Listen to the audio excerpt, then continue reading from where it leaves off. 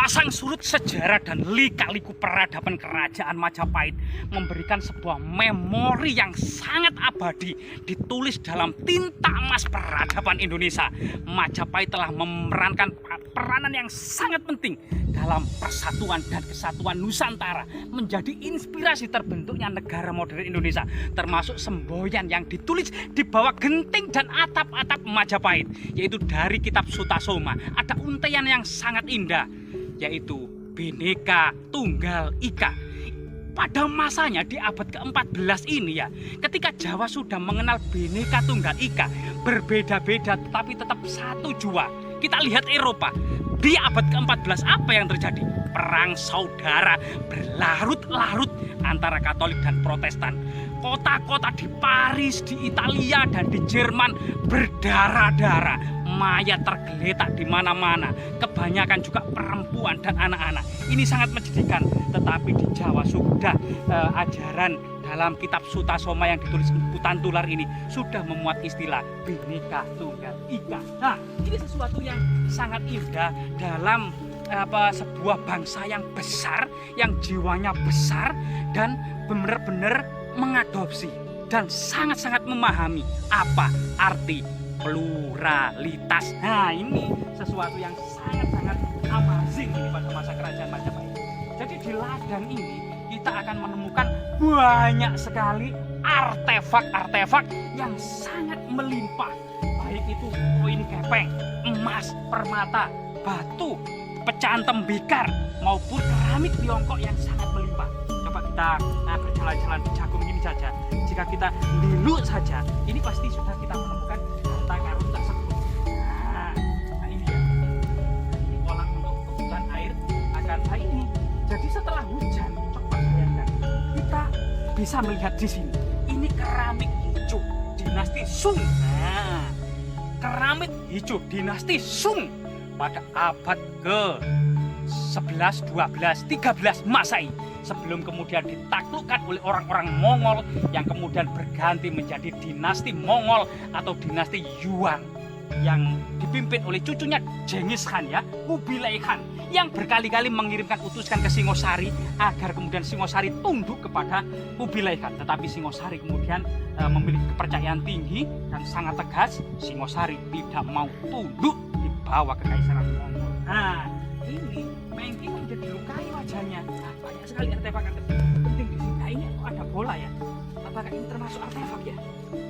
Nah, bukan, ini kelihatannya ini bola kemarin. Nah, coba ini kita lihat ya. Di sini ini kemungkinan banyak sekali artefak-artefak, karena dari sini adalah sebuah bukit di lereng Gunung Anjas-Moro ini. Kita akan bisa melihat kota, ibu kota kerajaan Majapahit di masa lalu di arah tenggara, di arah sana, yaitu apa namanya, barat laut. Nah, barat laut sana akan terlihat. Di sana adalah Trowulan yang dulunya merupakan ibu kota kerajaan Majapahit. Trowulan sendiri berasal dari kata Caitra Wulan yang artinya bulan purnama yang terang benderang menyinari langit. Apa biru-biru ini, Rek? Nah, ini banyak sekali artefak-artefak di sini ya. Coba kita munggah-munggah, naik-naik ya di atas bukit ini. Ada juga artefak-artefak itu yang tipis, misalnya seperti ini berwarna putih. Nah, ini kelihatan kemudian keramik keluaran dinasti Ming. Dinasti Ming sendiri merupakan kelanjutan dari dinasti Yuan. Sekte Ming inilah yang kemudian memberontak dan menggulingkan orang-orang Mongol gitu ya. Sehingga kemudian menggantikan kekuasaan Mongol menjadi dinasti Ming ya, yang didirikan oleh Kaisar Chu Yuanzhang. Nah, Kaisar Chu Yuanzhang gitu ya. Atau kemudian ini di sini ada warna hijau langka. Lah, di sini ada banyak sekali bongkahan batu bata kuno era kerajaan Majapahit.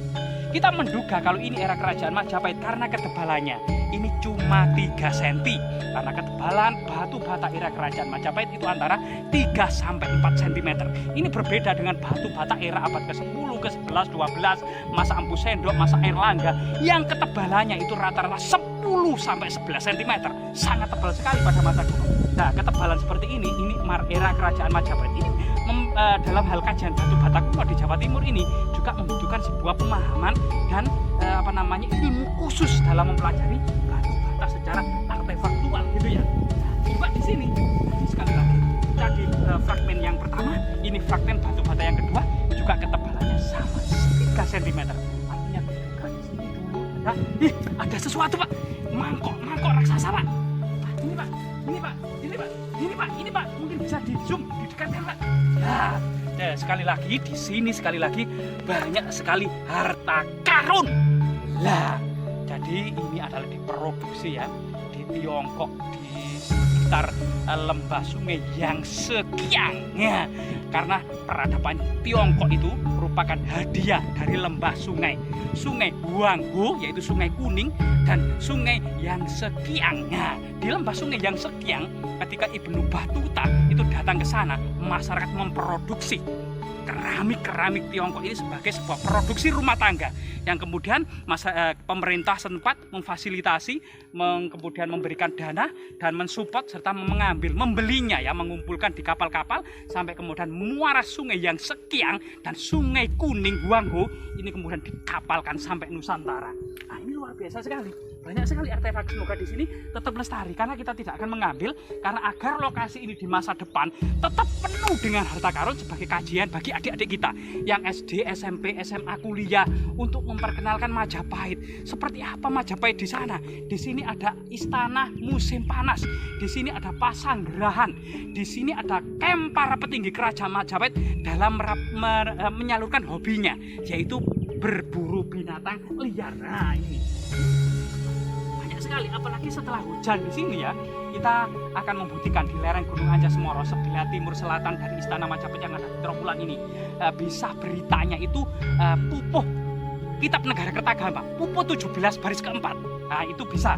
Yang kedua adalah pupuh 50 baris ke pertama. Nah, itu di situ kebiasaan para petinggi kerajaan Majapahit suka dan hobi berburu binatang liar.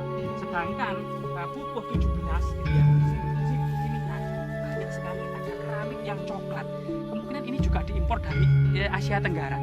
Asia Tenggara Kuro yang seumuran dengan Majapahit itu ada kerajaan Siam, ada kerajaan Ayutthaya, ada kerajaan Champa, ada kerajaan Tai, ada kerajaan Khmer. Nah, ini adalah kerajaan-kerajaan yang ada di Asia Tenggara pada waktu itu ya, yang menjalin hubungan dengan Majapahit dalam Mitreka Satata. Nah, jadi hubungan kerajaan-kerajaan Asia Tenggara dengan Majapahit hubungannya adalah Mitreka Satata.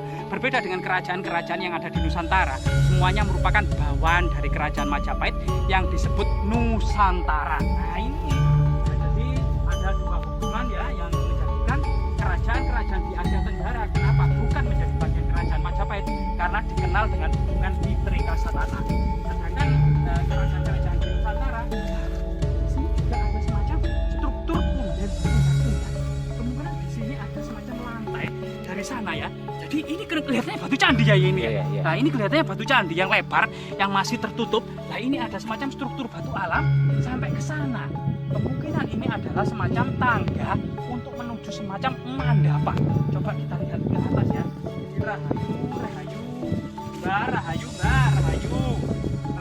rahayu.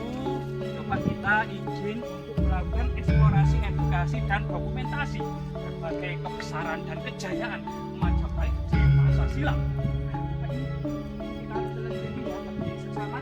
Jadi di sini ada struktur alam yang juga di atas itu ada sesuatu yang tersembunyi, kemungkinan adalah mandapa gitu ya.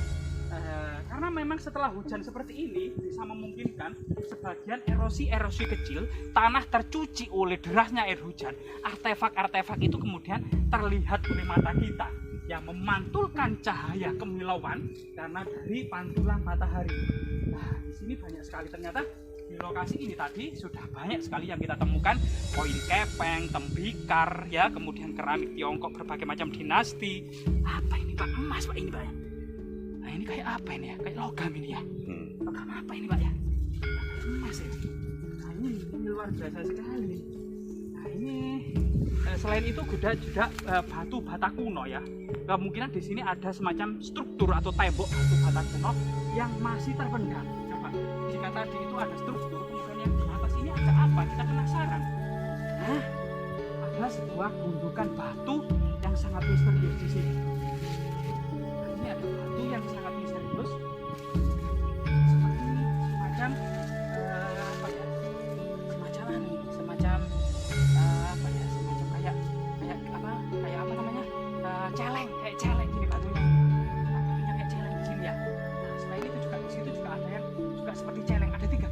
ini kayak batu genok. Nah ini bulat batunya. Nah ini, nah ini batu genok.